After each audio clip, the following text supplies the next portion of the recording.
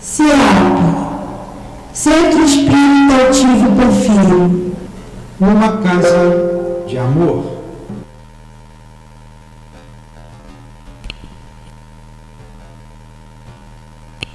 Boa noite a todos, sejam todos bem-vindos à Casa de Altivo Panfiro.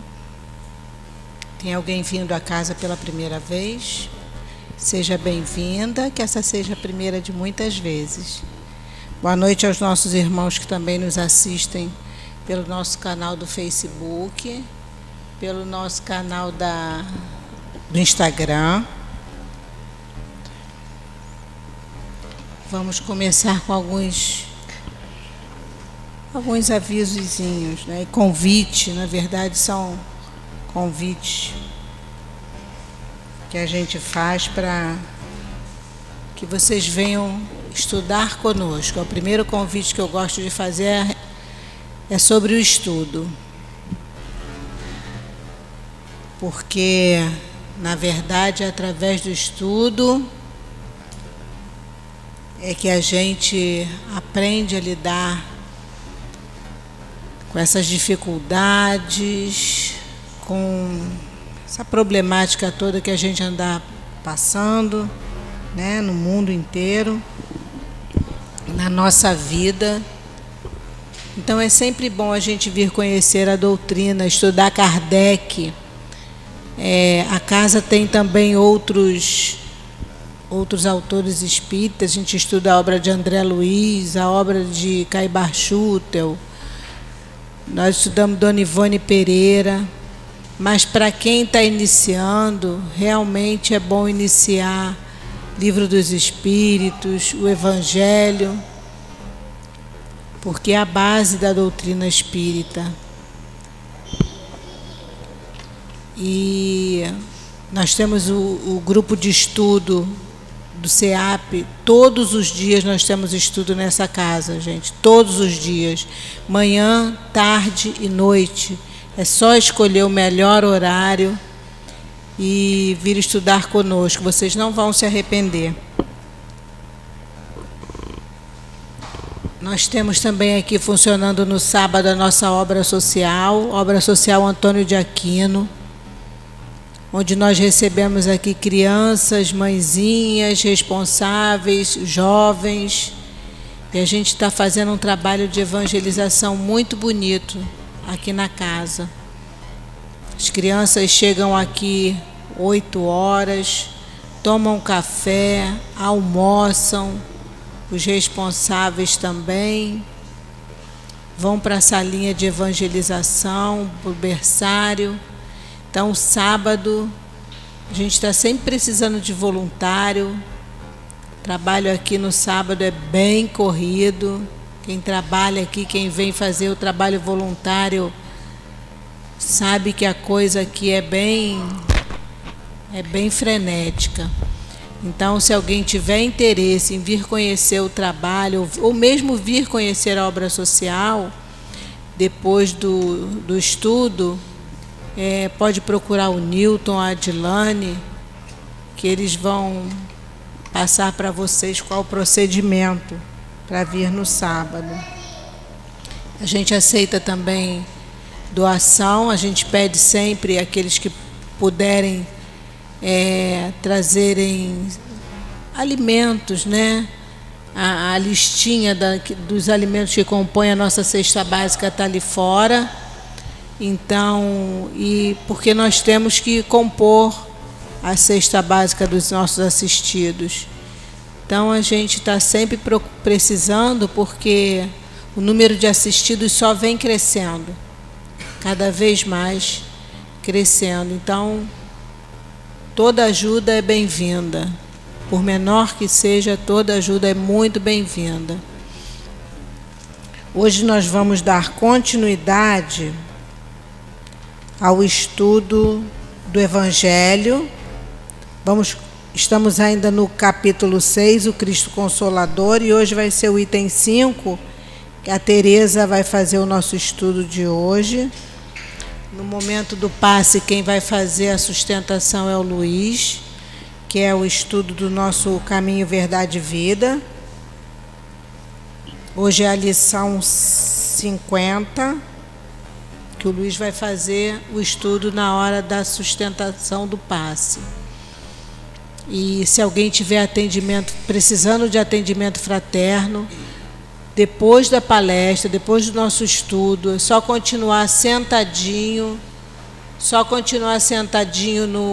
no seu lugar, que um trabalhador da casa, um médium, vai conversar com vocês. Vou pedir também que ou diminuam o volume, ponham no vibra o telefone, por favor, para que ele não toque alto na hora do estudo, porque às vezes atrapalha a concentração de quem já está numa linha de raciocínio e às vezes atrapalha. Eu vou dar início à nossa reunião, fazendo a leitura do item 50, o Caminho, Verdade e Vida, que o título é Conta de Si, e nos traz um versículo de Paulo, na sua carta aos Romanos, e depois Emmanuel comenta à luz da doutrina espírita. Na outra fileirinha, por favor, porque aí é para os médiuns, tá bom? E o texto comentado por Emmanuel nos diz assim, o versículo de Paulo: de maneira que cada um de nós dará conta de si mesmo a Deus. Paulo, Romanos, capítulo 14, item 12. É razoável que o homem se consagre à solução de todos os problemas alusivos à esfera que o rodeia no mundo. Entretanto, é necessário saiba a espécie de conta que prestará ao Supremo Senhor ao termo das obrigações que lhe foram cometidas. Inquieta-se a maioria das criaturas com o destino dos outros, descuidadas de si mesmas. Homens existem que se desesperam pela impossibilidade de operar a melhoria de companheiros ou de determinadas instituições. Todavia, a quem pertencerão de fato os acervos patrimoniais do mundo? A resposta é clara, porque os senhores mais poderosos desprender-se-ão da economia planetária, entregando-a a novos operários de Deus para o serviço da evolução infinita. O argumento, contudo, suscitará certas perguntas dos cérebros menos avisados. Se a conta reclamada refere-se ao círculo pessoal, que tem o homem a ver pelas contas de sua família, de sua casa e de sua oficina? Cumpre-nos, então, esclarecer que os companheiros da intimidade doméstica, a posse do lar e as finalidades do agrupamento em que trabalha pertencem ao Supremo Senhor. Mas o homem, na conta que lhe é própria, é obrigado a revelar sua linha de conduta para com a família, com a casa em que se asila, com a fonte de suas atividades comuns. Naturalmente, ninguém responderá pelos outros. Todavia, cada espírito relacionando o esforço que lhe compete, será compelido a esclarecer a sua qualidade de ação nos menores departamentos da realização terrestre onde foi chamado a viver. Vamos agora elevar os nossos pensamentos, pedindo a esses espíritos amorosos que já se encontram aqui desde tão cedo, preparando esse ambiente para nos receber,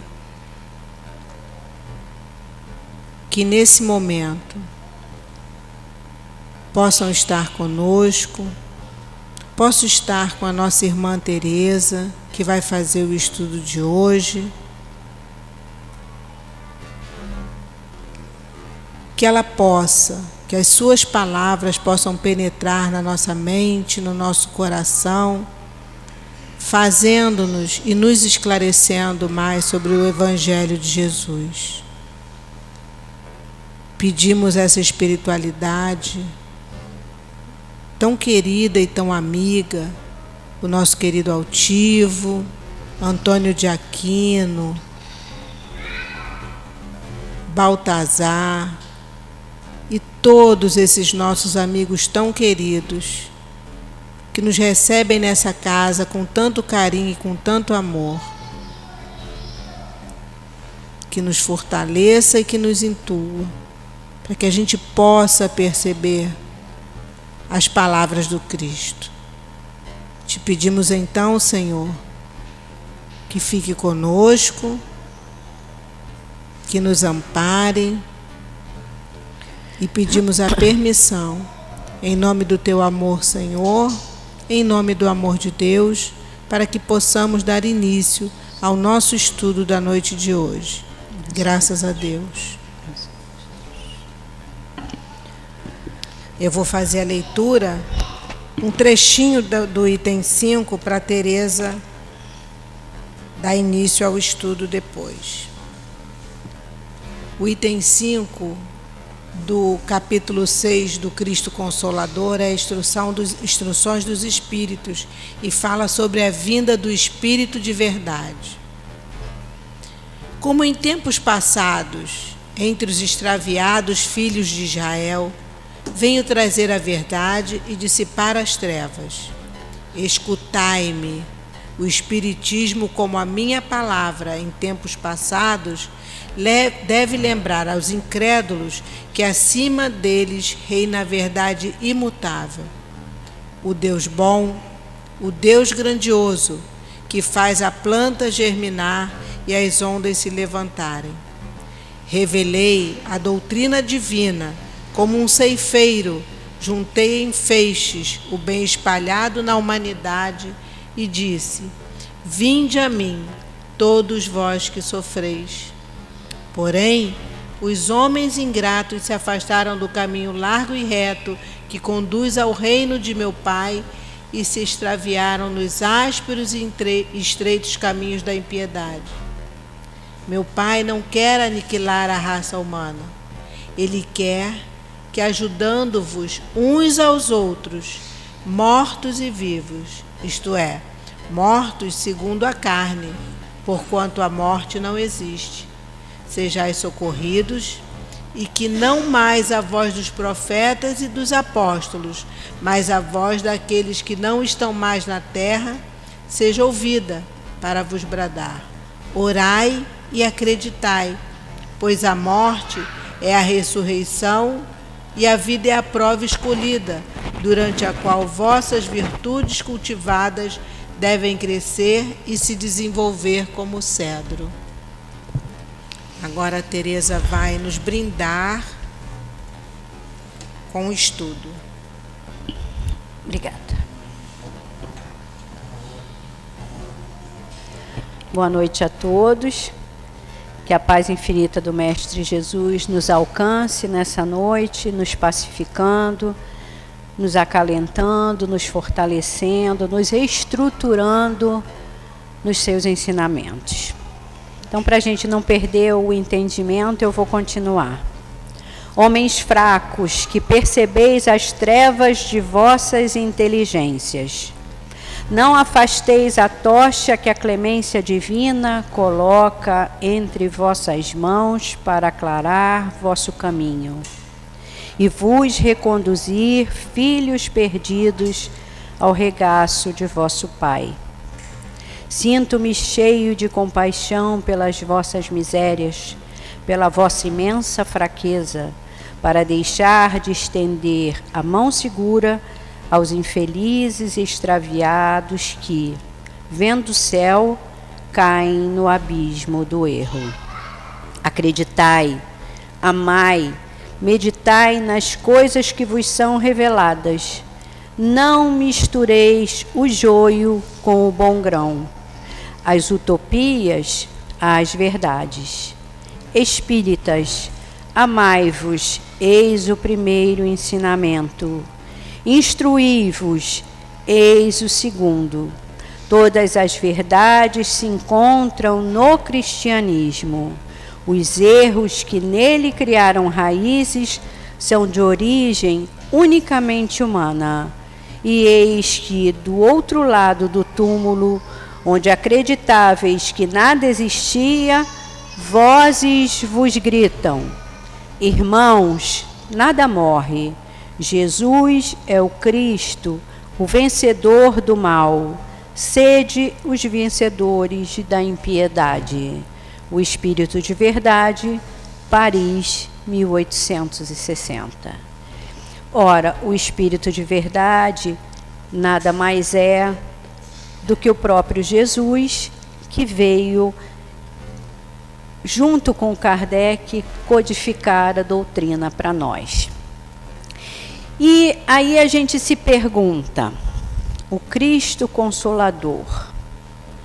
Por que o Cristo Consolador seria a doutrina espírita, como ele bem quer manifestar aqui no Evangelho,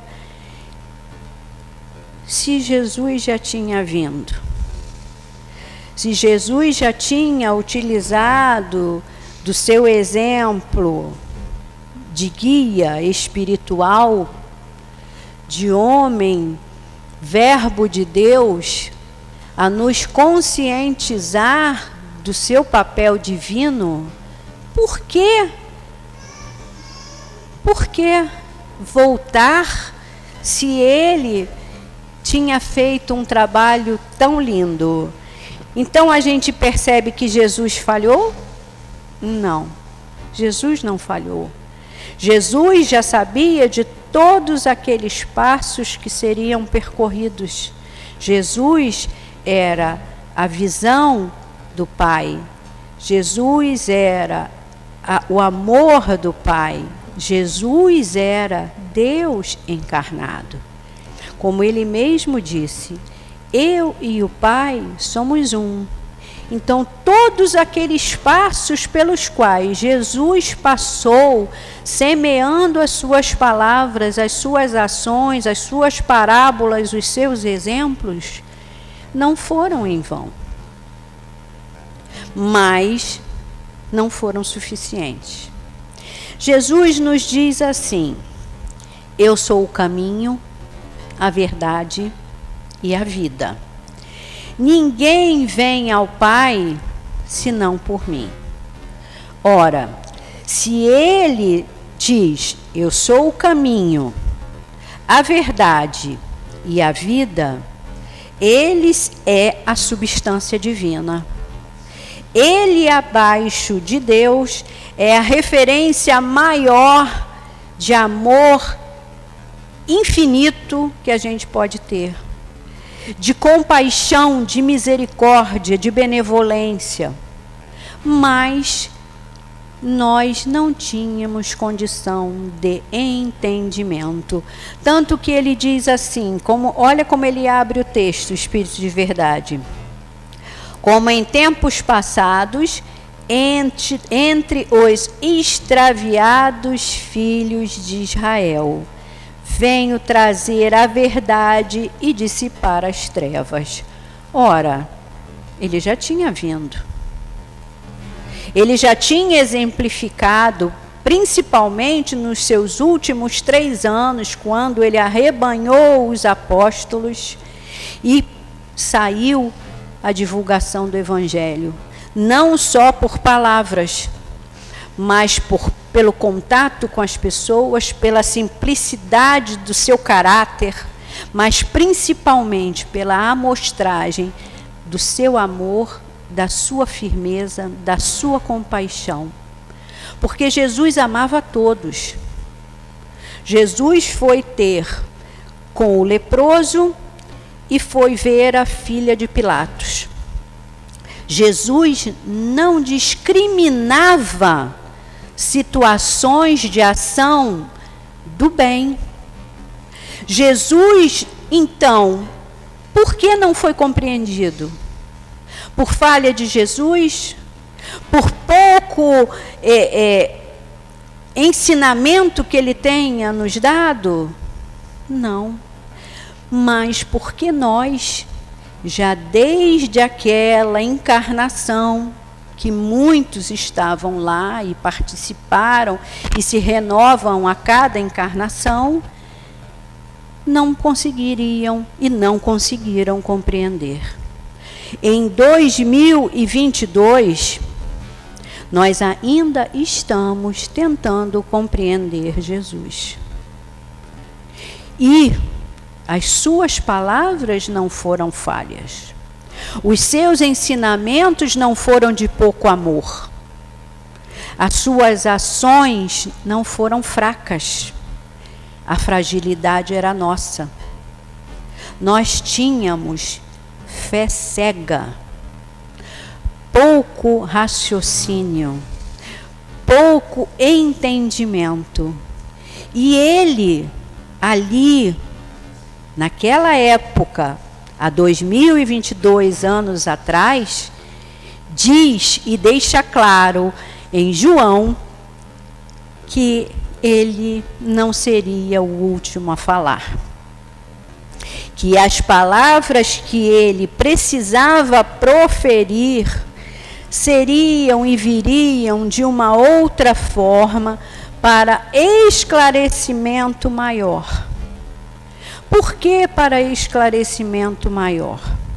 Porque, na verdade, as instituições religiosas eram manipulativas, punitivas e geriam através do medo com os seus impérios, com os seus mandatários dos governos. Então, o entendimento da população era obedecer para não ser punido. Tudo era pecado, tudo era proibido, nada era permitido, nada tinha atenuante. E Jesus veio subverter essa ordem. Eu posso falhar, eu posso errar, eu posso pecar, mas eu tenho estrutura de me reconduzir a um caminho melhor. Erro uma, erro duas, erro três, erro quatro, não importa. Deus está lá, Jesus está lá me dizendo: você vai conseguir, Teresa. Você falhou uma, duas, três, quatro, mas eu estou te esperando. E foi isso que ele quis dizer quando ele anuncia em João 5 o Paráclito. Que o que é o Paráclito? É o que vem junto. Paráclito quer dizer isso, o que está junto, o que ajuda, o que consola, o que advoga, o que protege, o que esclarece. Porque quando você advoga, você só não cuida, mas você explica, você permite que aquela pessoa entenda por que ela está sendo esclarecida de todas aquelas situações. É o que o advogado faz. O advogado vem, inquire, pergunta tudo, você fez, você não fez, explica e defende. É o que o Paráclito é. Compaixão, consolo, ajuda, explicação. Então vamos ver o que Jesus diz através disso. Agora, porém, vou para aquele que me enviou, e nenhum de vós me interroga: aonde vais? Todavia, porque vos falei essas coisas, a tristeza encheu o vosso coração. Mas eu vos digo a verdade: é melhor para vós que eu vá, pois se eu não partir, o Paráclito não vem para vós. Se, porém, eu for, o enviarei para vós. Quando ele vier, vai arguir o mundo a respeito do pecado, a respeito da justiça e a respeito do juízo. Ora, o mundo vai inquirir a respeito do pecado, o caminho, a respeito da justiça, a verdade, a respeito do juízo, a vida, a retidão. A respeito do pecado, porque não creem em mim.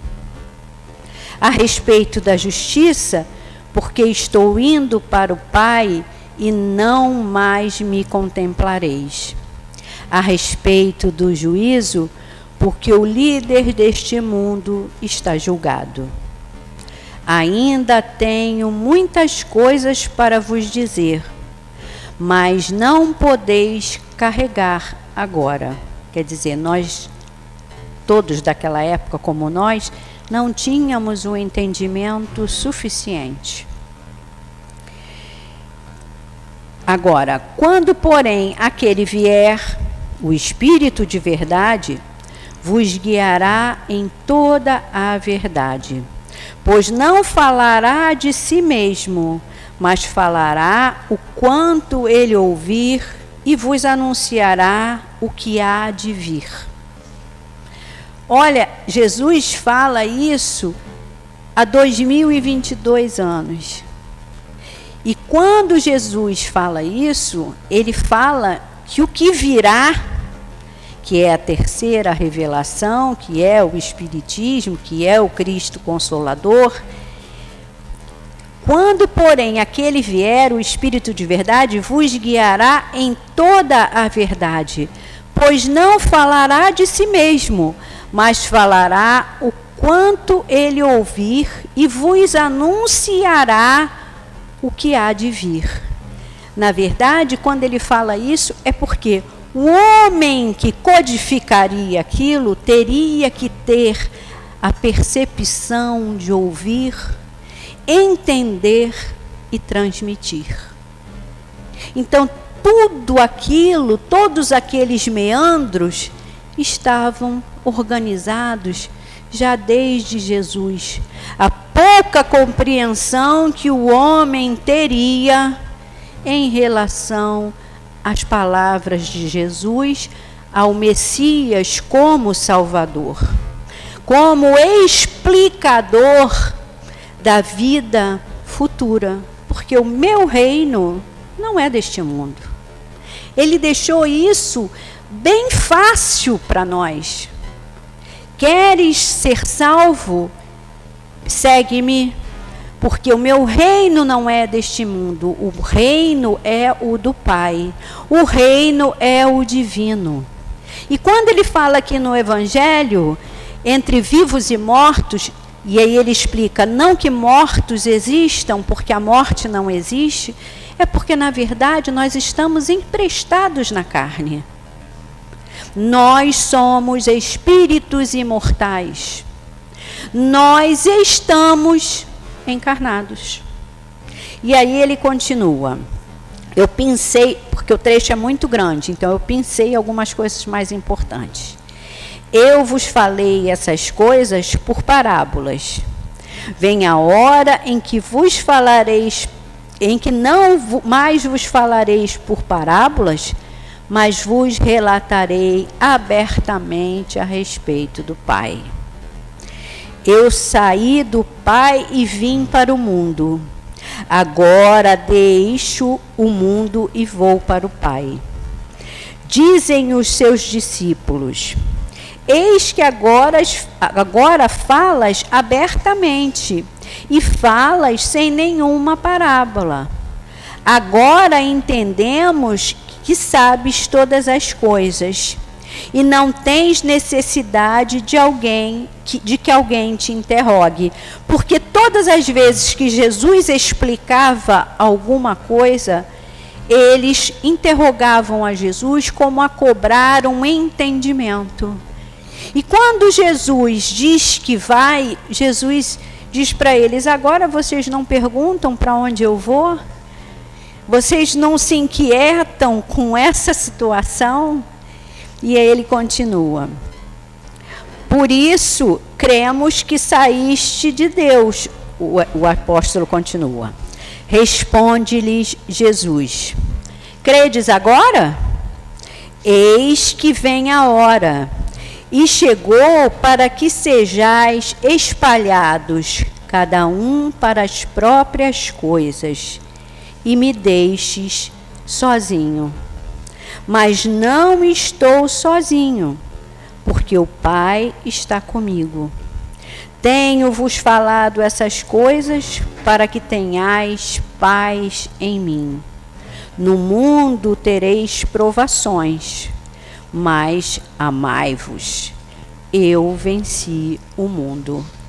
Então, quando ele faz o anúncio do Paráclito, do Consolador, ele quis dizer assim aos seus discípulos: vocês não conseguiram acompanhar, mas isso já era esperado. Isso já estava na programação do Pai Celestial. Que vocês não conseguissem entender, de primeiro, que o meu reino não é deste mundo, que eu sou o caminho, a verdade e a vida, e que ninguém vem ao Pai senão por mim.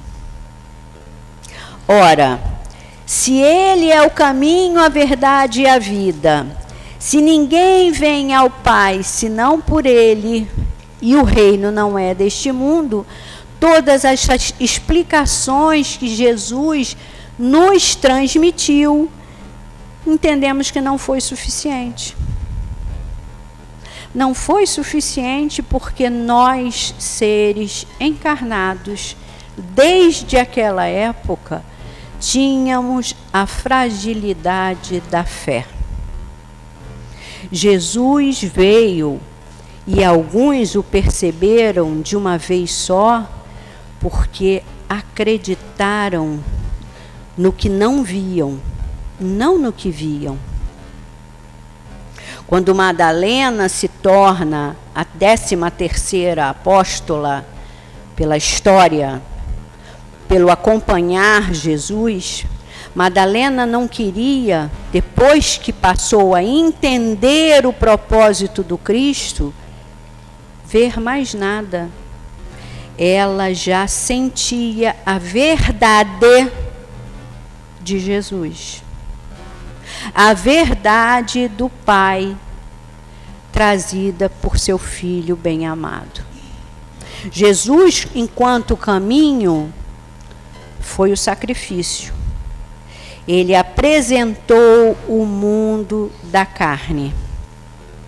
Jesus, enquanto verdade, mostrou que somos espíritos imortais. Jesus, enquanto vida, nos mostrou a vida eterna. E nós não compreendemos. Então, aconteceu, se deu, precisou da necessidade do Consolador. Um Consolador que ele já previa em João 16:5, se alguém quiser depois consultar. Ali ele discorre claramente sobre a necessidade de que uma outra vertente se faça presente, mas que seja mais palpável, mais tangível, porque nós ainda somos Tomés. Nós ainda precisamos ver para crer. E foi assim que o Espiritismo se apresentou. Batidas. O que chamou a atenção de Kardec. O que fez Kardec se emaranhar naquele meio do sobrenatural para entender quem estava se comunicando, quem falava por aquela batida, quem, se ninguém via ninguém. Então ali começou a se consubstanciar o que ele diz no Paráclito. Agora não queres saber para onde eu vou? Porque era isso que ele queria demonstrar. Nós não somos habitantes de nenhum mundo. A pluralidade das existências nos favorece a evolução espiritual. Os mundos vários, inclusive de onde veio Jesus, que tem muitos argumentos sobre isso, mas ele veio de Deus, não importa o mundo que ele habitou. Isso é o de menos importância. O que nos importa é o amor que ele teve por nós. E continuou nos amando, porque ele vem, através do livro dos Espíritos, a partir de 24 ou 25 de março de 1856, se apresentar como eu sou a verdade. E é o que ele diz no Paráclito em João. Vai vir a verdade. Porque ele viria novamente, mas não mais com a necessidade da carne. Todo exemplo, tudo que ele podia passar de palpável, de vivo, ele passou há 2022 anos. Então, quando chegou a época, tempo de Kardec, 1856, era a hora de se modificar a visão de como nos conduzimos, como crescemos, de onde viemos e para onde vamos e por quê. Essa era a principal pergunta, o porquê. E aí, depois dessa introdução de João, eu fui buscar em Kardec as explicações mais fáceis da gente entender da apresentação do Espírito de Verdade. E encontrei um trecho bem interessante, são 2 parágrafos curtos, em que ele fala nos fundamentos da revelação espírita, no livro A Gênese, item 27 e 28, sobre o Consolador prometido.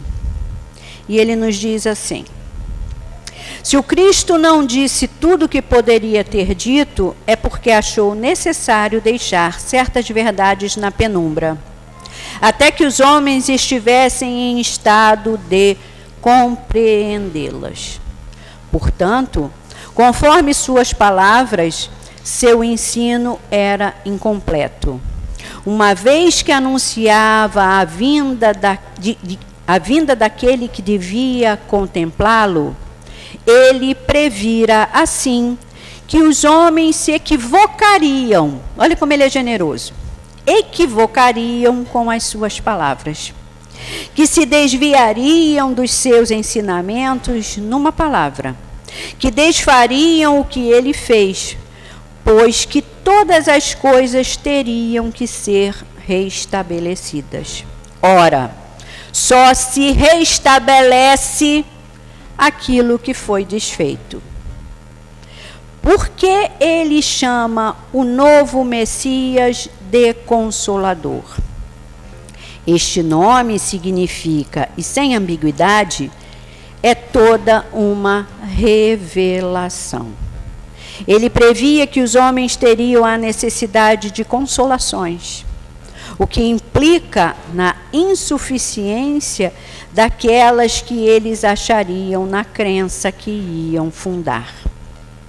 Talvez o Cristo jamais fosse tão claro e tão explícito como nestas últimas palavras, às quais poucas pessoas deram atenção. Provavelmente porque evitaram esclarecê-las e aprofundar o seu sentido profético. Se o Cristo não pôde desenvolver seu ensino de uma forma completa, é porque faltava aos homens o conhecimento que só poderiam adquirir com o tempo, e sem o qual eles não poderiam compreendê-lo. Há coisas que lhes teriam parecidas um contrassenso, segundo os conhecimentos daquela época. Completar seu ensino deve-se, pois, entender no sentido de explicar e desenvolver, bem mais que no de acrescentar novas verdades, porque tudo nele se encontra em estado embrionário. Faltava a base para compreender o sentido das palavras. Então, quando ele diz, faltava a base para entender o ensino das palavras, é porque a nossa fragilidade de raciocínio teve que ser estimulada. Por isso, Kardec faz uma diferenciação da fé cega e da fé raciocinada. O Espiritismo veio como consolador, por quê? Atenuar as nossas aflições, nos dar a oportunidade de entendimento dos nossos sofrimentos, das nossas limitações, das nossas falhas, mas principalmente do quanto evoluímos. Nós não andamos para trás, nós não retrogradamos, quer dizer, recuamos, nós só andamos para frente. Podemos até em alguns momentos estacionar, mas quem se dedica à doutrina, quem se dedica a entender a espiritualidade, percebe o quão generosa ela é para conosco. Temos os nossos amigos espirituais, temos o nosso anjo da guarda, temos os espíritos superiores, temos Jesus como nosso governador e guia espiritual do planeta, que é um privilégio, e temos Deus acima de todas as coisas. Então a doutrina só veio dizer para nós, através dos exemplos dos espíritos conversando conosco, dos espíritos nos esclarecendo. E o mais interessante é que Kardec fala isso no último livro. Ele, no Livro dos Espíritos e no Evangelho, ele dá uma pálida amostragem, mas como aqui é a união da religião com a ciência, quer dizer, o invisível com o visível, o material com o imaterial, nada melhor do que explicar no último livro do Pentateuco o propósito do Consolador prometido. Fazer a junção da religião, da filosofia e da ciência. Somos religião? Podemos até ser considerados como religião, mas somos mais do que isso, como diz São Luís, na Revista Espírita de 1868, fevereiro, Apreciações sobre a Gênese. O Espiritismo veio para nos, mais do que nos esclarecer, nos impulsionar. O Espiritismo esclarece, mas ele te dá, com o livre-arbítrio, a liberdade de crescer. Eu só estaciono e só não me permito melhorar, evoluir, porque a minha consciência falha ainda não me permite. Mas o Paráclito, o Consolador prometido, o Espiritismo, vem me clarificar. Vem me dizer, você não está perdido. Eu continuo com você. Eu sou a verdade. Eu sou o caminho, a verdade, a vida. Ninguém chega ao Pai senão por mim. Levanta e anda. O que ele diz para Lázaro é exatamente o que o Espiritismo diz para nós todos os dias, gente. Levanta, arregaça as mangas. Ontem foi ruim, mas amanhã vai ser melhor. E é isso que o Consolador prometido nos diz. É isso que ele nos instiga a buscar. Nós temos que entender a doutrina para entender a misericórdia de Deus. Por isso, toda a indignação de Jesus quando ele fala aos apóstolos sobre o Paráclito, o Consolador prometido. Porque ele vê ali que mesmo entre os seus 12, que eram 13, com Madalena, tudo não havia ficado compreendido. Pedro lhe negou 3 vezes, Tomé não acreditou que ele voltou da tumba ressurgido, transfigurado, ressuscitado. E Judas o traiu. Então a compreensão era falha. Judas achou que ele ia se rebelar pela espada. Pedro teve medo de se colocar antes do galo cantar e o negou 3 vezes. Não vi, não vi, não vi, não conheço. Tomé não acredita que ele esteja vivo, porque ele era a vida. Então, o que a gente pode julgar disso?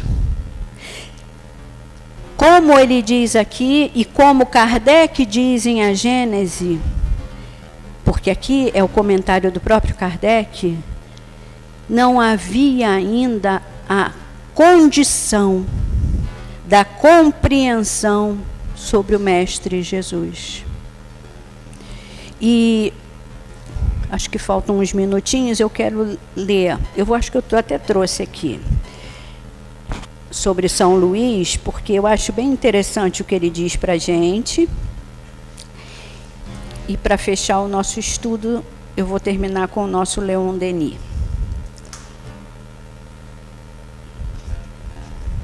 Tá.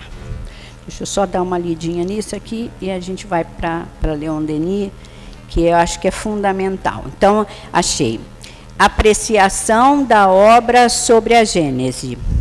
Paris, 18 de dezembro de 1867, médium Senhor Delins. Esta obra chega no momento certo, no sentido que a doutrina está hoje bem estabelecida do ponto de vista moral, que é a nossa reforma diária, e religioso. Seja qual for a direção que tome de agora em diante, ela tem precedentes muito arraigados no coração dos adeptos, para que ninguém possa temer que ela se desvie de sua rota. O que importava satisfazer, antes de tudo, eram as aspirações da alma. Era encher o vazio deixado pela dúvida nas almas vacilantes em sua fé. Essa primeira missão hoje está cumprida. O Espiritismo atualmente entra numa fase ao atributo de consolador e alia o de instrutor e diretor do espírito em ciência e filosofia, como em moralidade. A caridade, sua base inabalável, dele fez o laço das almas ternas. A ciência, a solidariedade, a progressão, o espírito liberal dele farão o traço de união das almas fortes. Ele conquistou os corações amigos com as armas da doçura. Hoje viril, e às inteligências viris que se dirige. Materialista, positivista, todos os que por um motivo qualquer se afastaram de uma espiritualidade cujas imperfeições suas inteligências lhes mostrariam, nele, espiritismo, vão encontrar novos alimentos para a sua insaciabilidade. A ciência é sua senhora, mas uma descoberta chama a outra, e o homem avança sem cessar com ela, de desejo em desejo, sem encontrar, contempla satisfação. É que o espírito tem suas necessidades. Também ele é o que a alma mais ateísta tem, aspirações secretas, inconfessadas, e que essas aspirações reclamam seu alimento. A religião antagonista da ciência respondia pelo mistério a todas as questões da filosofia cética. Ela violava as leis da natureza e as violentava a seu bel prazer, para daí extrair uma explicação capenga de seus ensinamentos. Foi o que eu disse lá no início.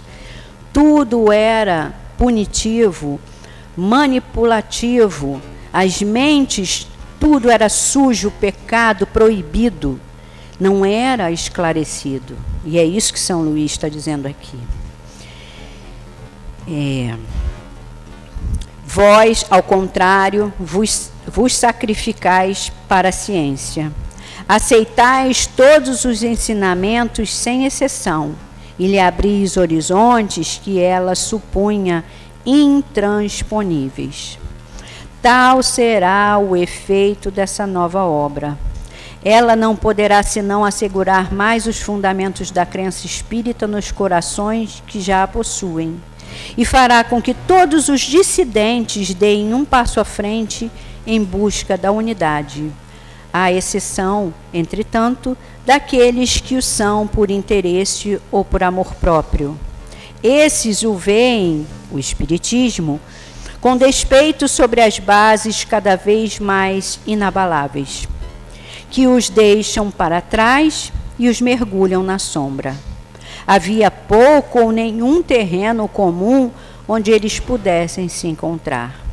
Hoje, o materialismo os acotovela por toda parte, porque estando em seu terreno, não estarei menos no vosso, e ele não poderá fazer outra coisa senão aprender a conhecer os hóspedes que lhe traz a filosofia espírita. É um instrumento de duplo efeito, uma sapa, uma mina que ainda derruba alguns das ruínas do passado, e uma colher de pedreiro que edifica para o futuro. A questão de origem que se liga à Gênese é uma questão causticante para todos. Um livro escrito sobre a matéria deve, em consequência, interessar a todos os espíritos sérios. Por esse livro, como eu vos disse, o espiritismo entra numa nova fase. E essa preparará o caminho para a fase que se abrirá mais tarde, porque cada coisa deve vir a seu tempo. Antecipar o momento propício é tão nocivo quanto deixá-lo escapar. São Luís. Então, São Luís nos diz assim: todos os passos, primeiro o Livro dos Espíritos, depois o livro dos médiuns, depois o Evangelho, depois o céu e o inferno e por último a Gênese, tiveram um propósito. Desde João, o pouco entendimento ficou claro. O pouco entendimento de meu reino não é deste mundo. Eu sou o caminho, a verdade e a vida. Ninguém chega ao Pai senão por mim. Levanta-te e anda. Não se consolidaram em nossas mentes e em nossos corações. E o Espiritismo veio através da caridade, porque São Luís deixa bem claro aqui, a caridade é o ponto crucial que nos move. Por isso a frase tão célebre, fora da caridade não há salvação. Porque era o que Jesus pregava. E se ele, Espírito de verdade, é o Consolador prometido através do Espiritismo, como seria diferente? Não poderia. Então, para nos fazer buscar, rebuscar, eu trouxe Leon Denis, que para mim, eu até estava falando com ele no início, é um poeta do Espiritismo. Ele transpassa os caminhos mais difíceis das explicações entre o ser humano, o homem e o espírito de uma forma sutil, mas firme. E ele nos diz assim, no capítulo 42, a vida moral. Todo ser humano traz gravado em si, na sua consciência, na sua razão, os rudimentos da lei moral. Essa lei recebe, nesse mundo mesmo, um começo de sanção. Uma boa ação proporciona ao seu autor uma satisfação íntima, uma espécie de dilatação, de desabrochar da alma. Nossas faltas, ao contrário, trazem frequentemente como consequência mágoa e remorsos. Entretanto, essa sanção é tão variável segundo os indivíduos, é muito vaga, muito insuficiente do ponto de vista da justiça absoluta. É por isso que as religiões colocavam na vida futura, nas penas e recompensas que nos reserva, a sanção capital de nossos atos. Antes do drama do Gólgota, Jesus anunciara aos homens um outro Consolador. O Espírito de verdade que deveria restabelecer e completar seu ensinamento. Esse Espírito de verdade veio e falou à terra por toda parte, fez ouvir a sua voz. 18 séculos depois da morte de Cristo, a liberdade de palavra e de pensamento sendo espalhada pelo mundo, a ciência tendo sondado os céus, a inteligência humana tendo se desenvolvido, a hora foi julgada favorável. Os espíritos vieram em massa ensinar a seus irmãos da terra a lei do progresso infinito e realizar a promessa de Jesus, estabelecendo sua doutrina, comentando suas palavras. O Espiritismo nos dá a chave do Evangelho, explica-lhe o sentido obscuro ou oculto, traz-nos a moral superior, a moral definitiva, cuja grandeza e beleza revelam a origem sobre-humana. A fim de que a verdade se espalhe de uma vez sobre todos os povos, a fim de que ninguém possa desnaturá-la ou destruí-la, não é mais um homem, não é mais um grupo de apóstolos encarregados de fazê-la conhecida pela humanidade. As vozes dos espíritos a proclamam sobre todos os pontos do mundo civilizado. E graças a esse caráter universal e permanente, essa revelação desafia todas as hostilidades, todas as inquisições. Pode-se suprimir o ensinamento de um homem, falsificar, anular suas obras, mas quem pode repelir os habitantes do espaço? Eles sabem desmanchar todos os maus desejos e trazer a preciosa semente até as regiões mais recuadas. Daí vem o poder, a rapidez da propagação do Espiritismo, sua superioridade sobre todas as doutrinas que a precederam e prepararam seu aparecimento. É, portanto, sobre os testemunhos de milhares de almas que vêm de todos os lugares, por intermédio dos médiuns, descrever a vida de além-túmulo, relatar as suas sensações, suas alegrias, suas dores, que se edifica a moral espírita. A moral independente a que os materialistas tentaram edificar vacila ao sabor dos ventos por falta de base sólida. A moral das igrejas recorre sobretudo ao medo, ao temor dos castigos infernais, sentimentos falsos que nos rebaixa e amesquinha. A filosofia dos espíritos vem oferecer à humanidade uma sanção moral mais elevada, um ideal de outro modo nobre e generoso. Não mais suplícios eternos, mas a consequência justa dos atos recaindo sobre seu autor. O espírito encontra em todos os lugares o que ele próprio se fez. Se viola a lei moral, entenebrece sua consciência e suas faculdades.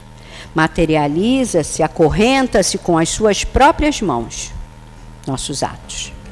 Praticando a lei do bem, dominando as paixões brutais, alivia-se e aproxima-se cada vez mais dos mundos felizes.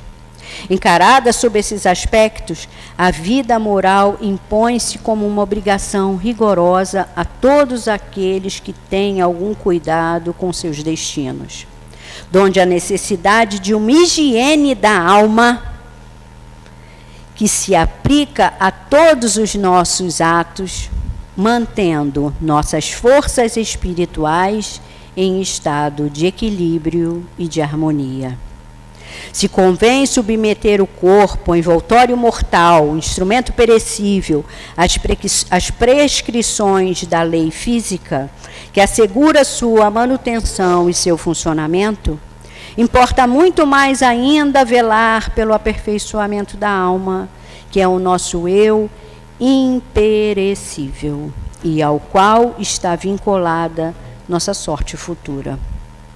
O Espiritismo nos fornece os elementos para essa higiene da alma. O conhecimento do objetivo real da existência tem consequências incalculáveis para o melhoramento e elevação do homem. Saber para onde vai tem como resultado imediato fortalecer seus passos, imprimir aos seus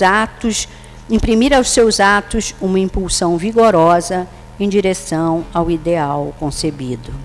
As doutrinas do nada fazem dessa vida um impasse e chegam logicamente ao sensualismo e à desordem.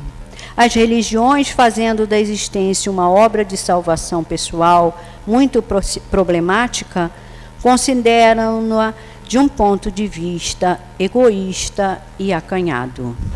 Com a filosofia dos espíritos, esse ponto de vista muda, a perspectiva se alarga. O que devemos procurar não é mais a felicidade terrestre.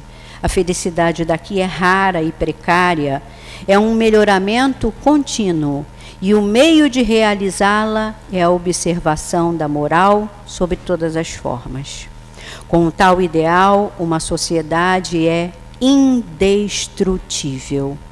Desafia todas as vicissitudes, todos os acontecimentos, cresce uma infelicidade, encontra na adversidade os meios de se elevar acima de si mesma. Despojada de ideal, embalada pelos sofismas dos sensualismos, uma sociedade só pode corromper-se e enfraquecer-se. Sua fé no progresso, na justiça, apaga-se com sua virilidade. Ela não é senão um corpo sem alma e torna-se fatalmente a presa dos seus inimigos. Feliz do homem que, nessa vida cheia de obscuridade e de armadilhas, caminha constantemente em direção ao objetivo elevado que discerne, conhece do qual está certo. Feliz daquele que um sopro do alto inspira suas obras e leva-o adiante. Os prazeres deixam-no indiferente. As tentações da carne, as miragens enganosas da fortuna não têm mais domínio sobre ele. Viajor em marcha, o objetivo o chama. Ele se precipita para atingi-lo. Então, que a gente possa, através da doutrina espírita, através do espiritismo, através do Espírito de verdade, através do Senhor Jesus, entender que nos renovamos todos os dias, que podemos cair e levantar. O exemplo da cruz de Jesus foi exatamente esse. Chegar ao ápice da dor, mas ir para o reino que não é deste mundo.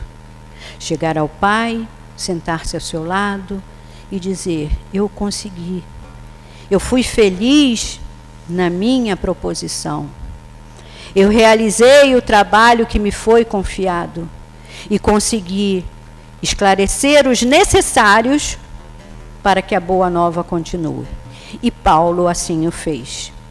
Que a paz do Mestre continue conosco, que nós possamos entronizar cada vez mais o amor, a caridade, o bem, a paz e a fé, mas a fé raciocinada, a fé que nos explica e nos tira das nossas limitações e imperfeições. Graças a Deus.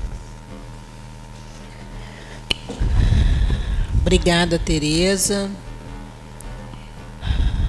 Para vocês que ficaram com alguma dúvida, só vindo ao nosso estudo, gente, escolhe um horário, venham estudar, que o esclarecimento está todo ali no estudo e ajuda para a gente sair do desespero.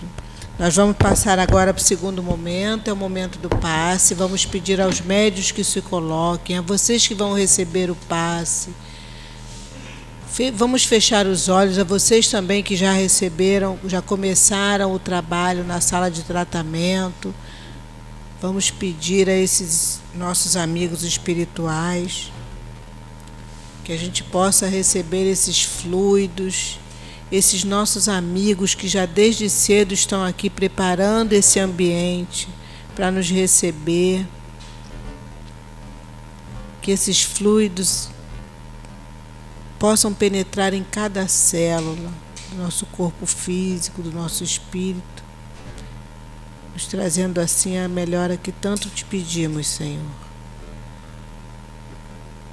Em nome desse médico espiritual, nosso médico maior Jesus, te pedimos, nos ajude, nos ampara nesse momento. Graças a Deus.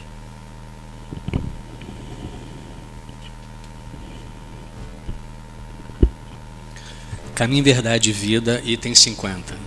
Conta de si. Emmanuel pega um pequeno pedaço da carta de Paulo aos Romanos e ele fala o seguinte: de maneira que cada um de nós dará conta de si mesmo a Deus.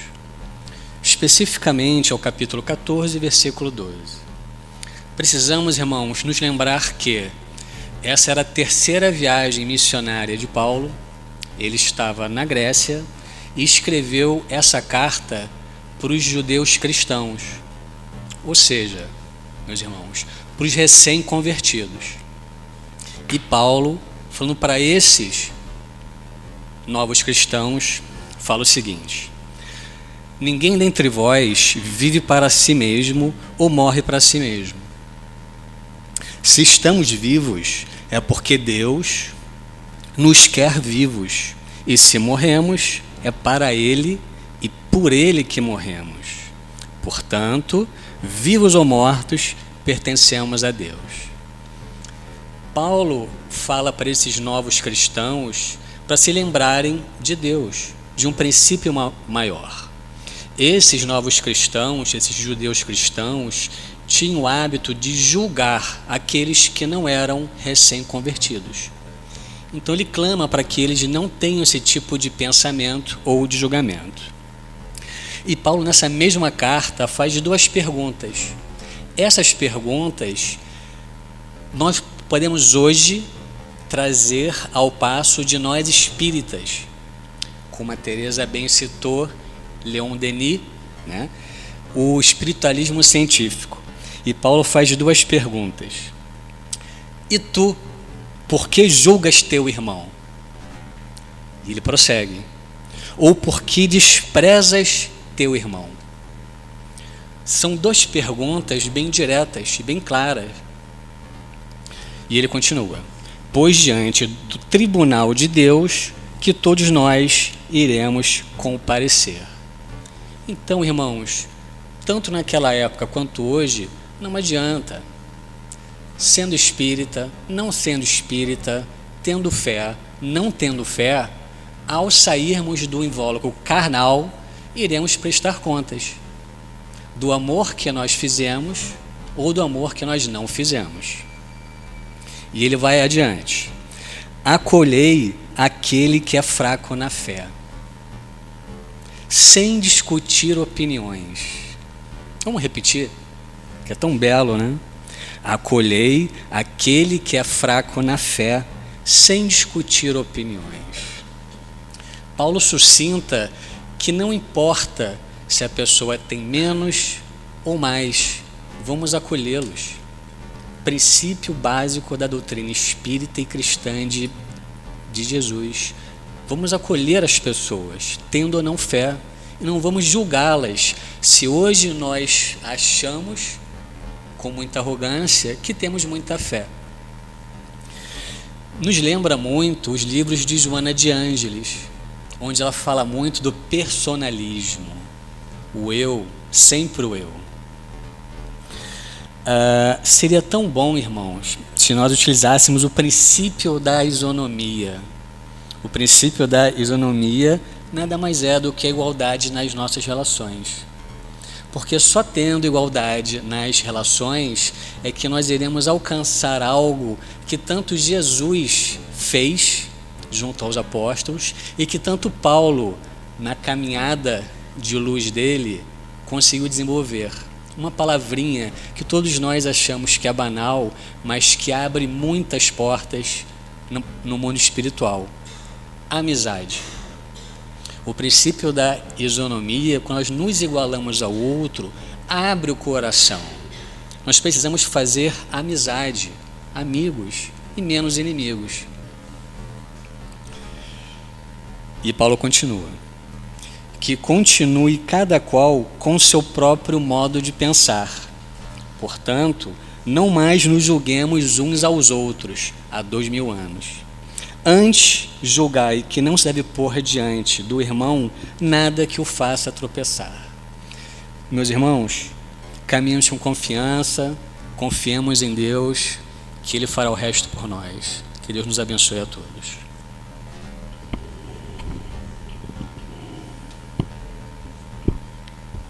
Deus nosso Pai, doce e meigo Jesus, espíritos amorosos que aqui se encontram, gratos estamos por termos vencido as nossas dificuldades